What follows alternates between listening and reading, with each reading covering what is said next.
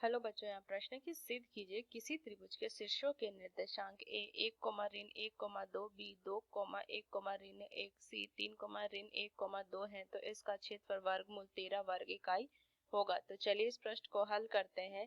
तो अगर मैं मुख्य अवधारणा इस प्रश्न का देखूं तो अगर मुझे त्रिभुज का क्षेत्रफल ज्ञात करना हो और मुझे दिए हुए हैं निर्देशांक दिए हैं, किसके शीर्षों के निर्देशांक दिए हैं, तो इसको क्या लिखेंगे 1/2 और यहाँ से ए बी सदिश क्रॉस AC सदिश का परिमाण।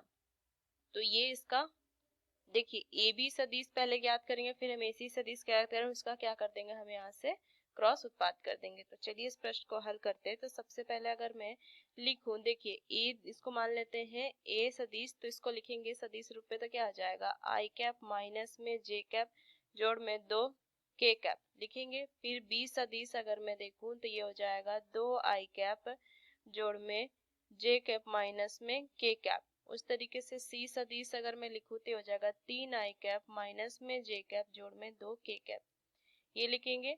अब यहाँ से अगर मैं ए बी सदिश ज्ञात करूँ तो क्या हो जाएगा बी का स्थिति सदिश माइनस में ए का स्थिति सदिश, ये लिखेंगे हम, ये लिख सकते हैं।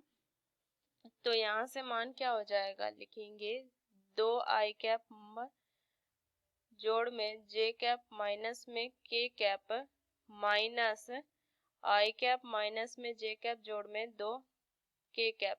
तो मान कितना हो जाएगा आई कैप, यहाँ से माइनस माइनस माइनस प्लस हो जाएगा तो 2 जे कैप और यहाँ से कितना हो जाएगा देखिए माइनस, और ये माइनस तो यहाँ से वैल्यू जो हो जाएगी माइनस में 3 के कैप, ये हो जाएगी ना माइनस माइनस और ये प्लस।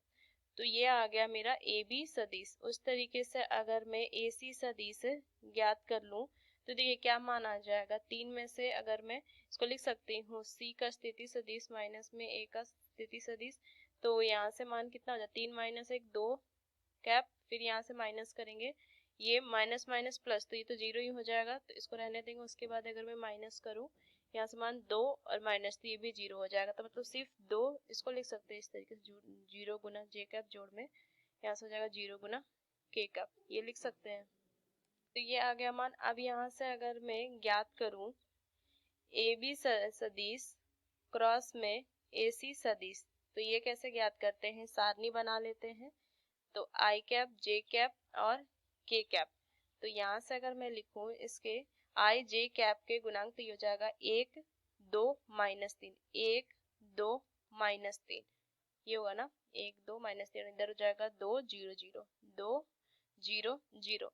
तो इसको अगर मैं हल करूं तो आई कैप गुना में देखिए यहाँ से पहला स्तंभ और पहला पंक्ति हटा देंगे तो ये तो जीरो ही हो जाएगा, माइनस में जे कैप पहला पंक्ति दूसरा स्तंभ हटाएंगे तो यहाँ से मान हो जाएगा 0 माइनस माइनस प्लस में 6, ये मान आ जाएगा। इसको हटाए ना। अब यहाँ से अगर देखें प्लस में के कैप, तो यहाँ से मान कितना हो जाएगा 0 माइनस 4, ये लिखेंगे मान, तो कितना हो गया देखिए ये माइनस में 6 जे कैप और यहाँ से माइनस में 4 के कैप, ये लिखेंगे। अब इसका परिमाण ज्ञात कर लीजिए, इसका परिमाण ज्ञात कर लेंगे तो कितना मान आ जाएगा देखिए वर्गमूल आई कैप के गुणांक उसका वर्ग करेंगे तो ये हो जाएगा 0 का वर्ग करेंगे जोड़ में माइनस 6 का वर्ग करेंगे जोड़ में माइनस 4 का वर्ग करेंगे, तो मान कितना आ जाएगा देखिए 36 जोड़ में 16, ये लिखेंगे वर्गमूल 52। तो देखिए वर्गमूल 52 को मैं लिख सकती हूँ क्या 2 वर्गमूल 13, ये लिख सकते हैं। तो त्रिभुज का क्षेत्रफल अगर मैं देखूं तो क्या लिख सकते हैं 1/2 गुना में 2 वर्गमूल 13, तो मान कितना आ जाएगा वर्गमूल 13 वर्ग इकाई, ये इसका क्षेत्रफल आ जाएगा। और ये मुझे दर्शाना था प्रश्न में, ये दर्शाना था वर्गमूल 13 इकाई। तो इस मुख्य अवधारणा का इस्तेमाल करके मैंने इस प्रश्न को हल किया। आशा करते हैं प्रश्न आपको समझ में आया। धन्यवाद।